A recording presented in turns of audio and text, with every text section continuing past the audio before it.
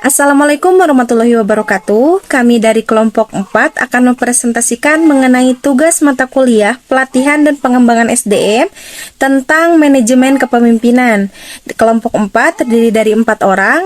Yang pertama, saya sendiri sebagai moderator dengan NIM 66213348. Lalu ada rekan saya bernama Nadia Sri Maharani dengan NIM 66213350. Dan yang ketiga ada Ratih Mulyani dengan NIM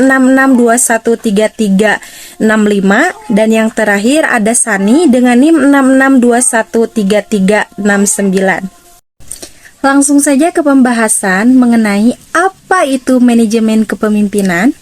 Manajemen kepemimpinan adalah kemampuan seseorang untuk mempengaruhi, memotivasi, dan mengarahkan orang lain untuk mencapai tujuan organisasi.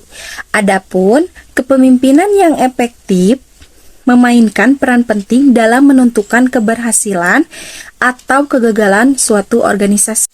Definisi manajemen kepemimpinan menurut Robbins dan Judge pada tahun 2019, manajemen kepemimpinan adalah proses mempengaruhi orang lain untuk mencapai tujuan organisasi.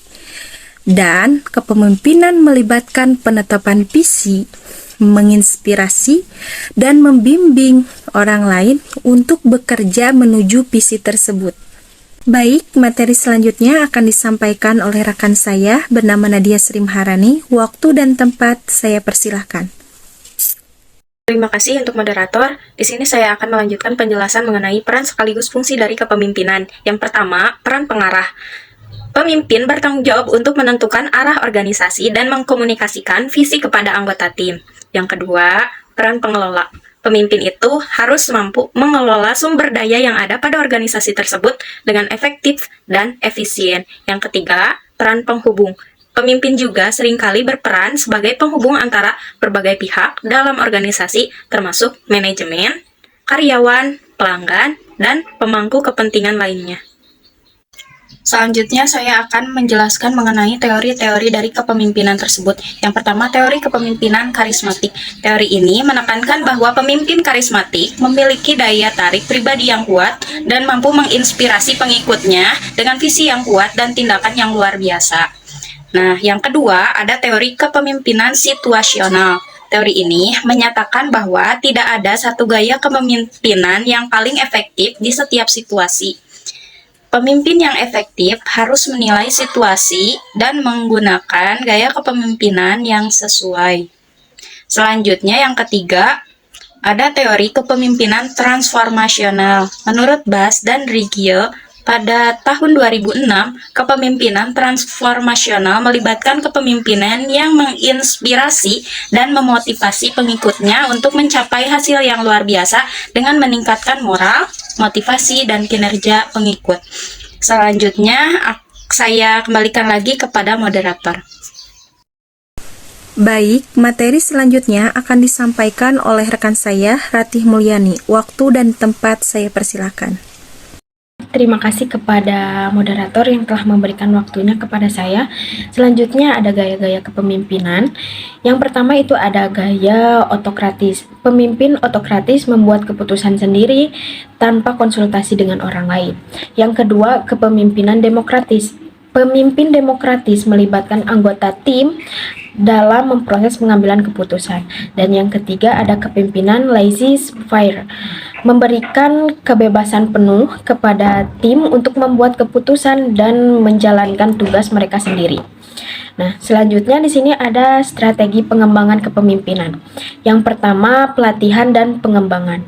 Program ini dapat membantu pemimpin untuk mengembangkan keterampilan dan memperkuat keterampilan yang sudah ada. Dan yang kedua, mentor dan coaching. Pemimpin yang berpengalaman dalam memberikan bimbingan dan dukungan kepada pemimpin yang lebih muda atau kurang berpengalaman melalui program mentoring dan coaching ini. Dan yang ketiga ada evaluasi kinerja dan umpan balik. Evaluasi kinerja secara teratur dan umpan balik konstruktif dapat membantu pemimpin untuk terus berkembang dan meningkatkan kinerja mereka. Selanjutnya ada tantangan dalam manajemen kepemimpinan. Yang pertama itu mengelola perubahan. Pemimpin yang sering menghadapi masalah ini, mereka harus mampu mengkomunikasikan alasan perubahan, mengatasi resistensi, dan memotivasi anggota tim untuk menerima dan mendukung perubahan. Dan yang kedua, menangani konflik. Konflik bisa terjadi di antara anggota tim atau antara tim dengan pimpinan. Pemimpin yang efektif harus memiliki keterampilan untuk menangani konflik secara konstruktif dan menjaga hubungan yang baik di antara anggota tim. Dan yang ketiga, memotivasi tim. Memotivasi anggota tim untuk mencapai kinerja yang tinggi adalah tantangan lain sebagai pemimpin. Ini bisa melibatkan memberikan penghargaan, pengakuan, dan menciptakan lingkungan kinerja yang positif. Kayak gitu saja yang dapat saya sampaikan. Selanjutnya saya kembalikan kepada moderator. Baik, materi selanjutnya akan disampaikan oleh rekan saya, Sani. Waktu dan tempat saya persilakan. Sebelumnya saya ucapkan terima kasih untuk moderator. Di sini saya akan menjelaskan contoh studi kasus kepemimpinan di perusahaan Hayatos. Yang pertama ada latar belakang perusahaan. Nah, perusahaan Hayatos adalah perusahaan pembuatan boneka dari cabang PT Aurora Cianjur yang berfokus pada inovasi dan pengembangan berbagai macam produk baru, khususnya boneka animal. Yang kedua, ada gaya kepemimpinan perusahaan. Di perusahaan Hayatos, manajer menggunakan gaya kepemimpinan transformasional untuk menginspirasi dan memotivasi karyawan. Manajer sering menginformasikan visi perusahaan dan bekerja sama dengan tim untuk mencapai tujuan bersama. Yang ketiga, ada hasil dan dampak dari gaya kepemimpinan tersebut. Gaya kepemimpinan di perusahaan Hayatos telah menghasilkan kinerja yang luar biasa, peningkatan inovasi dan kepuasan karyawan yang tinggi. Karyawan merasa termotivasi dan terlibat dalam pekerjaan mereka, yang mengarah kepada hasil yang positif bagi perusahaan. Kesimpulannya adalah kepemimpinan yang efektif adalah kombinasi dari pengetahuan, keterampilan, dan kemampuan untuk beradaptasi dengan situasi yang berbeda. Kepemimpinan yang sukses adalah mereka yang mampu menginspirasi, memotivasi, dan mengarahkan orang lain untuk mencapai tujuan organisasi. Nah, organisasi yang memiliki pemimpin yang kompeten dan visioner cenderung mencapai kesuksesan yang lebih besar. Terima kasih, saya serahkan lagi kepada moderator.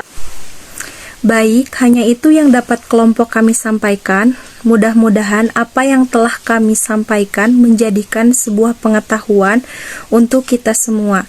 Wassalamualaikum warahmatullahi wabarakatuh.